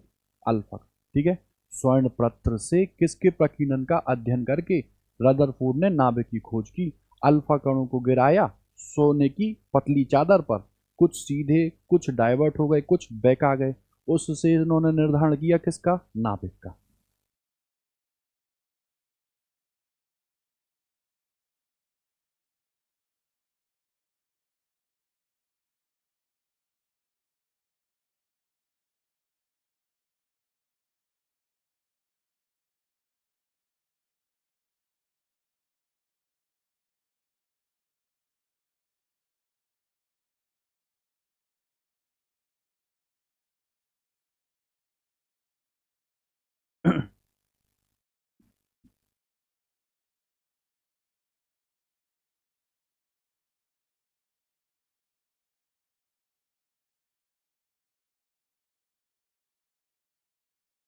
देखो, जब कोई इलेक्ट्रॉन जब कोई इलेक्ट्रॉन उच्च कक्षा से निम्न कक्षा में जाता है ना? आप खुद ही बताओ, जैसे ये है एक कक्षा, फिर ये कक्षा, फिर ये एक कक्षा, और ये फिर भी एक। जो इलेक्ट्रॉन है, अगर उसको एनर्जी मिल जाएगी तब तो वो कूद के इस कक्षा में आएगा। तब बहुत ज़्यादा एनर्जी मिल जाएगी तो इधर से सर इधर चला जाएगा, हाँ या ना? तो बताओ, जब एनर्जी मिलती है तो वो निचली कक्षा से ऊपर की कक्षा में आ जाता है ना? और बहुत कम समय 10⁻⁻2 समय तक ही रहता है, और पुनः वो कहाँ आ जाता है? नीचे। ठीक, तो वो कह रहा है उच्च कक्षा से निम्न कक्षा में जाता है। तो बताओ, क्या वो ऊर्जा का अवशोषण करता है? अवशोषण तो जब नीचे से ऊपर जाएगा तब करेगा। तो ऊर्जा का क्या करेगा? उत्सर्जन। ठीक है, ऊर्जा का क्या करेगा, उत्सर्जन। वो कह रहा है इलेक्ट्रॉनिक कॉन्फ़िगरेशन पर विचार करो। हुंड के सिद्धांत का पालन कहाँ नहीं होता है। हुंड का सिद्धांत कहता था कि सर अगर ये आप एस ले लो, ये आप पी ले लो, ये आप डी ले लो, और आगे सर 7 ब्लॉक का आप एफ लो, तो मान लो यहां पे पहला इलेक्ट्रॉन हुआ फिर दूसरा, ठीक है। मतलब ये युग्मित तब तक नहीं होते हैं जब तक सभी के सभी में एक एक इलेक्ट्रॉन उपस्थित ना हो जाए। तो बताओ पहले ये होगा, फिर क्या मैं ऐसे भरूं, नहीं ऐसे, फिर क्या मैं ऐसे भरूं, नहीं ऐसे, फिर चौथा इलेक्ट्रॉन, फिर पांचवा, फिर छठा, ऐसे ही किस में होगा, डी में। 1 2 3 4 5 तब तक युग्मित नहीं हो जाएंगे जब तक सभी में एक एक इलेक्ट्रॉन ना चला जाए, फिर ये, फिर ये, फिर ये और ये। अब वो कह रहा है आप बताओ, और बताओ कि हुंड का नियम का पालन कहाँ नहीं हो रहा, कहाँ नहीं हो रहा, ठीक है। आप मुझे इतना बता दो, ये एक एक ब्लॉक है, इसमें मैक्सिमम कितने इलेक्ट्रॉन रह सकते हैं, 2। कितने इलेक्ट्रॉन रह सकते हैं, 2। ये पी है, इसमें कितने रह सकते हैं, मैक्सिमम 6। लेकिन इन्होंने पहला ही इलेक्ट्रॉन किस डायरेक्शन में भर दिया, इसमें। जबकि भरते कैसे हैं, पहले ऐसे और फिर ऐसे, इनके हिसाब से। वैसे भरते तो हम लोग ऐसे हैं, ठीक है, ठीक ना। तो ये तो गलत हुआ। अब इधर आओ, अब इधर आओ, यहां से इन्होंने पहले 2 ना भर के पी में क्रॉस करके पी को भर दिया। अगर मान लो आपने पी लिया है तो यहां पहले एस भरो तो, ठीक है, एस भरो, तो एस को ऐसे ही तो भरोगे, है ना। या कल हमने आपको बताया था कि जैसे क्रोमियम है ना, तो क्रोमियम कितना होता है, आप कहोगे 4s2 3d4 होता है, लेकिन 4s1 और 3d5 जो है ये स्टेबल होता है। तो यहां हमने माना था कि 1 2 3 ऐसे माना था, ये एक भर दिया था, और 1 2 3 4 5 आधा भरा हुआ जो ऑर्बिटल है वो स्थायी होता है, वो था। तो ये तो संभव नहीं है ना, क्यों, क्योंकि ये तो आधा भरा, और ये ऐसा भी नहीं है कि ये पी का तीनों भरे हों, ये अलग से है ना, तो ये भी नहीं है। क्या ये संभव है, बिल्कुल है। पहले इसको भरा, फिर इसको, फिर पी का नंबर आया, 1 2 और 3 को भर, ठीक।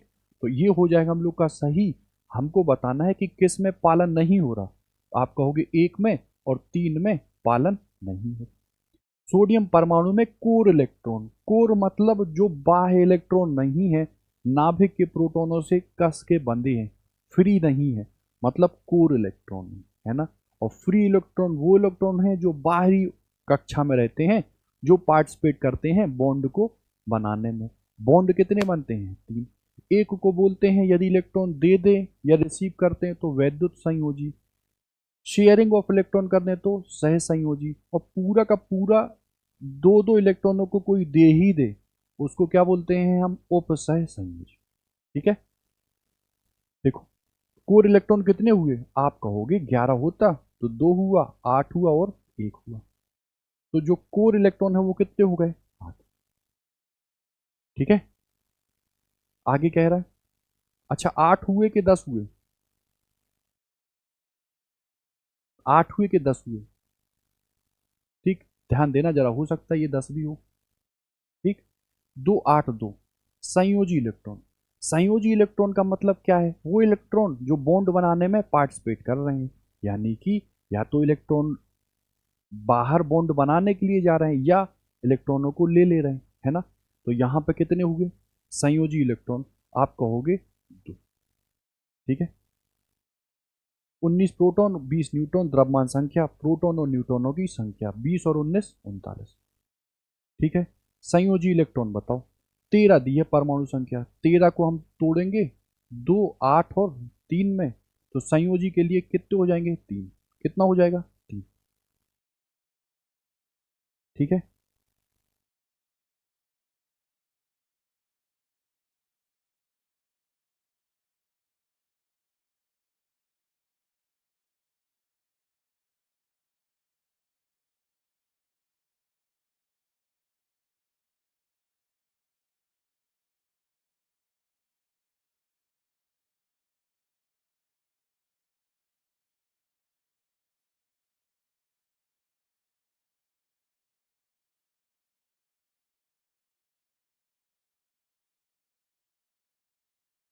हम्म,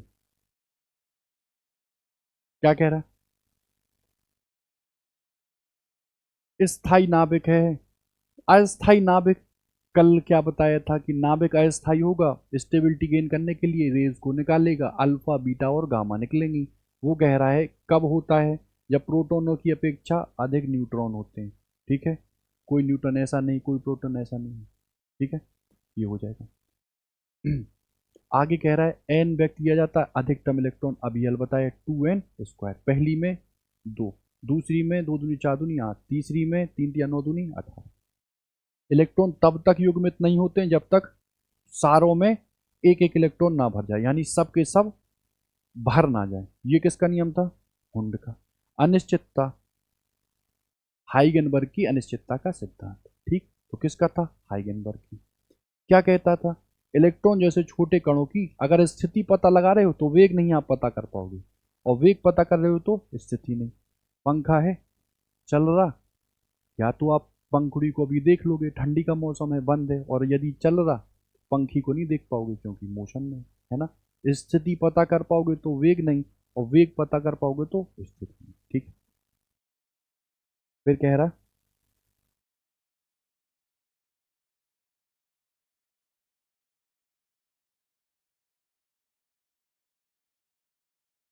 देख लो, वही नाभिक की खोज वही अल्फा, आवेश की खोज मिलिकन, वह कण जो न्यूक्लियन को बांधे रखने में कार्य करता है। ठीक है, वह कण जो न्यूक्लियन को बांधे रखने में कार्य करता है। ठीक, तो अभी देखा नहीं है ना। तत्व की रासायनिक प्रकृति, संयोजी इलेक्ट्रॉन का। ठीक है, इतना हुआ।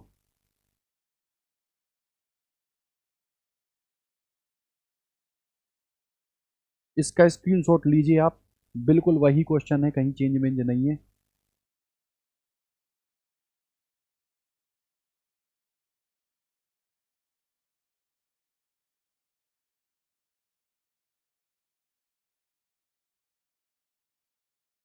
ठीक है, स्क्रीनशॉट लीजिए, बिल्कुल आसान है, आप कर लेंगे। ठीक है, क्लोरीन 17 होता 287। अल्फा कण बता दोगे नाभिक वाला। आणविक कक्षा अभिविन्यास आपको होगे मुख्य क्वांटम। तीन आधारभूत तत्व प्रोटॉन इलेक्ट्रॉन न्यूट्रॉन। आयनित कार्बन परमाणु के नाभिक में क्या होता है? एक दाह, है ना। तो एक दाह के लिए निकाल लेना, एक दाह आयनित कार्बन परमाणु, है ना। ठीक, आयनित कर देना। और उसके बाद कौन सा एक परमाणु का भाग नहीं है? सर फोटोन नहीं है, वही है पिछले वाले हैं। ठीक है,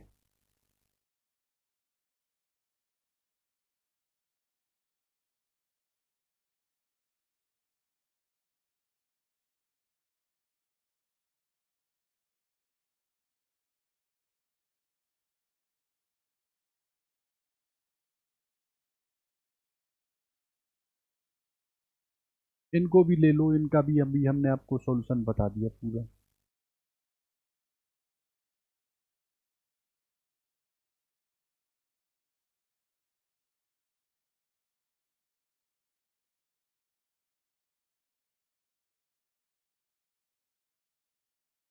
ठीक, न्यूट्रॉन आप बिल्कुल निकाल लोगे सर, इससे इसको घटाना।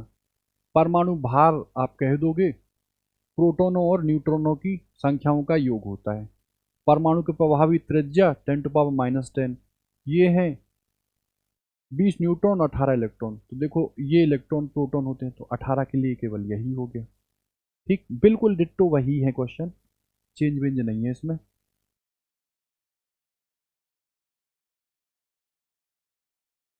ठीक है, अब थोड़ा सा रेडियो धर्मिता और देख लेते हैं हम लोग। रेडियो धर्मिता हमने पूरी कल डिस्कस कर डाली थी।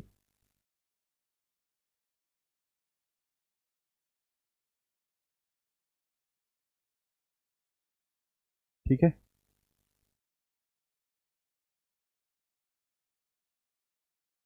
करिए ट्राई।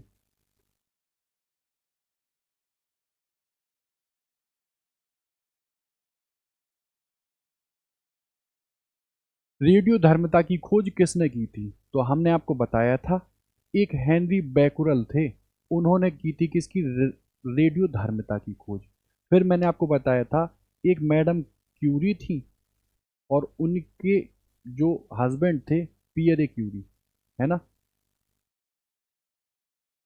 क्यूरी। इनको इनको एक तत्व का खोज करने की वजह से जो नाभिकीय प्रकृति को दर्शाता था, रेडियो एक्टिविटी को, इनको मिला था क्या, नोबेल प्राइज। इन्हीं की लड़की थी, उन्होंने यूज किया था किसका, कृत्रिम रेडियो एक्टिविटी का, कृत्रिम रेडियो एक्टिविटी का, जिस वजह से आसान हो गया था क्या, हमें ऊर्जा को बनाना। जैसे एक नॉर्मल 92 यूरेनियम 235 है, या अगर बात करो थोरियम की, या बात करो आप पोलोनियम की, तो सबकी अलग अलग क्षमता होती है किस टाइप से एनर्जी को रिलीज करने की, है ना। अब अगर पोलोनियम की बात करें या थोरियम की बात करें, तो यूरेनियम की अपेक्षा ये और ज़्यादा एनर्जी देते हैं, और ज़्यादा एनर्जी देते हैं। या आपको पता है कि जो 92 यूरेनियम 235 या कोई भी जो भी रेडियो एक्टिव एलिमेंट है, वो तब तक रेज को निकालता रहेगा जब तक वो लास्ट में शीशा में कन्वर्ट ना हो जाए, है ना। 82 एटॉमिक नंबर तक कन्वर्ट होगा, तब तक वो रेज को निकालता रहेगा, है ना। तो यहाँ वो कह रहे हैं रेडियो एक्टिविटी हिंदी। अब बताओ रोएंटजन ने एक्सरे, आइंस्टीन का मैंने आपको बता दिया, ई एम सी स्क्वायर, सापेक्षता का नियम, प्रकाश विद्युत प्रभाव, ये है रदरफोर्ड, पता है। सक्रियता किसका गुण है, नाभिक। नाभिक अगर अस्थायी होगा तो वो रेज इसको निकाल लेगा, इसका मतलब ये किसका गुण है, नाभिक का।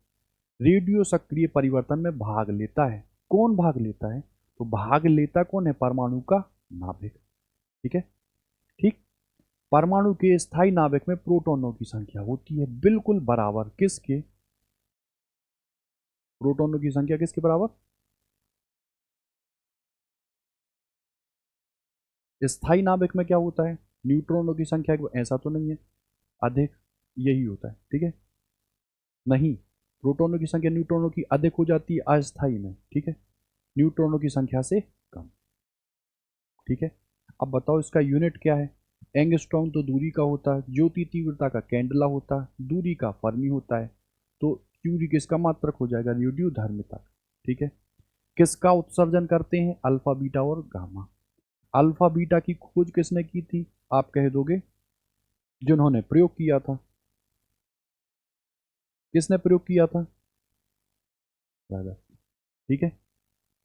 आपको ये बताना है ये महोदय कौन थे, इन्होंने कौन कौन से काम किए, ठीक, इनके बारे में तो पता है। गामा किरणों की खोज किसने की थी, रदरफोर्ड, ठीक है।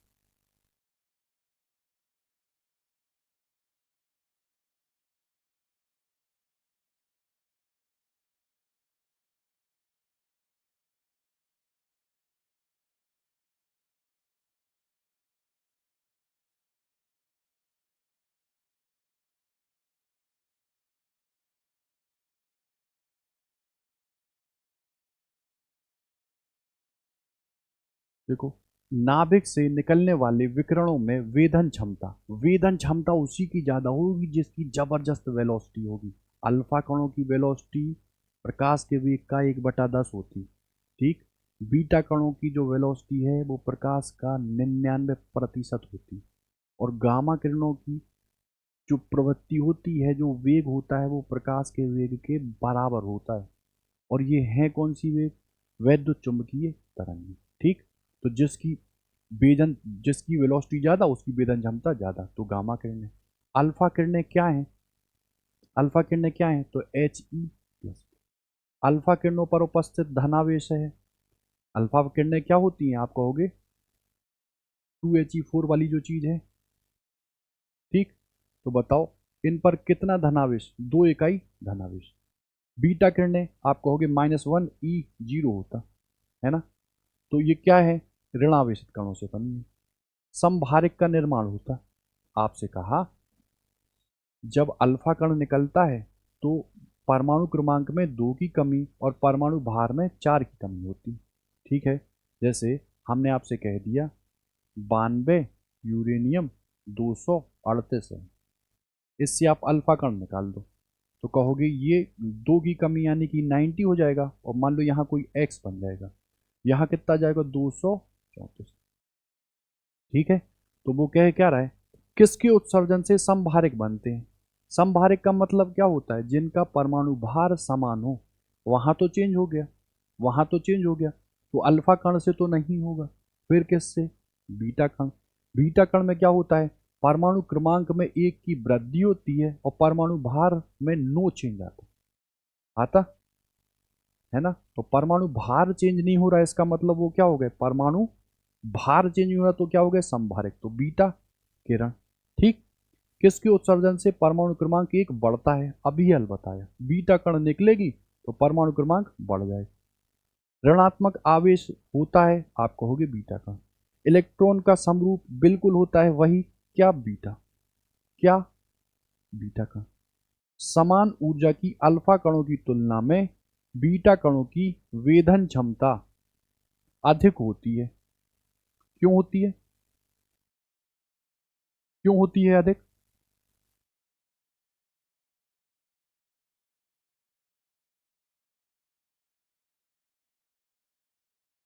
समान ऊर्जा की अल्फा कणों की तुलना में वेधन।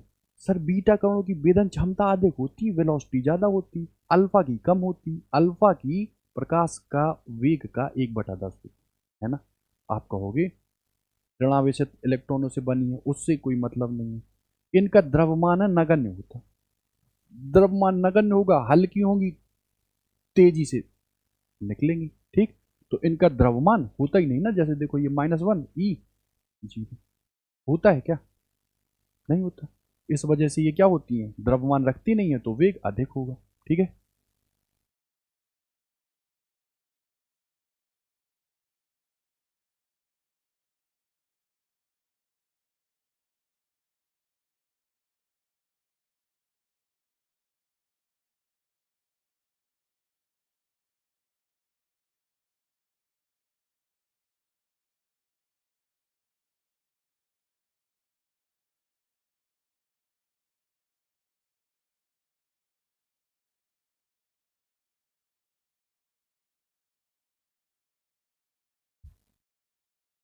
इसका आप स्क्रीनशॉट ले लीजिए। ठीक है, अगली क्लास में मैं इसको तुरंत आपको एक्सप्लेन कर दूंगा। ठीक, देखो कह क्या रहा है, आप समझ लो। बीटा कण उत्सर्जन होता है तो परमाणु क्रमांक 1 बढ़ता है, परमाणु क्रमांक 1 बढ़ता है और परमाणु भार में नो चेंज आता है, नो चेंज। इसका सीधा सा मतलब है, आप बीटा कण को उत्सर्जित कर दो तो यहाँ क्या बना दो 12, यहाँ मान लो कोई भी बनता है x, और वहाँ कितना हो जाता है 23। ठीक है, ये तो चेंज होता नहीं है, ये तो चेंज होता नहीं है, तो कितना 22। अब 12 किसका होता है, सोडियम के बाद कौन आता है, मैग्नीशियम। यहाँ वो कह रहा है अल्फा और बीटा कण कितने उत्सर्जित होंगे, 92 यूरेनियम 236 से यूरेनियम 224 बन रहा।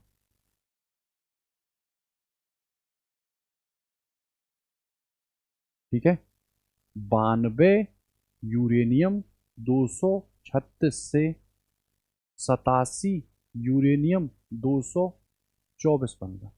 ठीक, सोचो, परमाणु भार में तो कोई चेंज नहीं होता है यदि बीटा कण निकलती है तो, अल्फा कण यदि निकलता है तो परमाणु भार 4 कम होता है ना। तो आप देख के मुझे बताओ, यहाँ 236 से 224 हुआ है ना, कितने की कमी आ गई। आप कहोगे 6 में से 4 गया 2 और 3 में से 2 गया 1, यानी 12 की कमी आई है भार में। यानी कि कितने, एक अल्फा कण निकलता है वो 4 की कमी करता है, 12 निकलने मतलब 3 अल्फा कण। तो देखो 3 अल्फा तो यहाँ भी था, 3 यहाँ था और 3 यहाँ था। ठीक है, अब यदि अल्फा कण निकलेंगे तो परमाणु क्रमांक में भी तो 2 की कमी होती है, और यहां अगर 3 अल्फा कण निकले हैं तो 92 में से तुम 6 को घटाओगे तो कितना आएगा, कितना आएगा, 86 तो आएगा, 86 ही तो आएगा। लेकिन यहाँ 86 ना दे के कितना दिया, 87। यानी कि एक और बीटा कण बढ़ा दो, एक और बीटा कण निकाल दो, तो जिससे परमाणु क्रमांक कितना हो जाएगा, 87।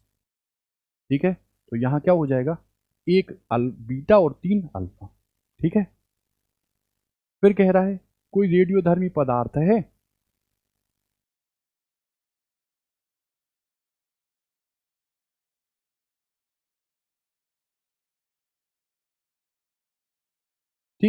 कोई रेडियोधर्मी पदार्थ है, उसकी मात्रा को आप दुगना कर दो तो क्षरण की दर आप 10 गुना भी कर दो तो क्षरण की दर पर कोई भी इफेक्ट नहीं पड़ेगा। ठीक है, जो क्षरण की दर है वो कांस्टेंट रूप से रहेगी, जिसको हम लोग अर्ध आयुकाल देखते हैं। यानी कि कोई भी रेडियो एक्टिव सब्सटेंस जो है, पदार्थ है, वो अर्ध आयु के हिसाब से, मतलब अपनी मात्रा का जो आधा भाग है वो एक निश्चित टाइम इंटरवल में ही क्षयित होता है ना। तो आप कितनी भी मात्रा है दुगना कर दो, 4 गुना कर दो, वो क्या रहेगा, अपरिवर्तित। ठीक है, बाकी देखते हैं हम लोग नेक्स्ट क्लास में, जो क्वेश्चन होंगे वो देखेंगे, उसके बाद जो प्रॉपर्टीज हैं आगे वो देखेंगे। ठीक है।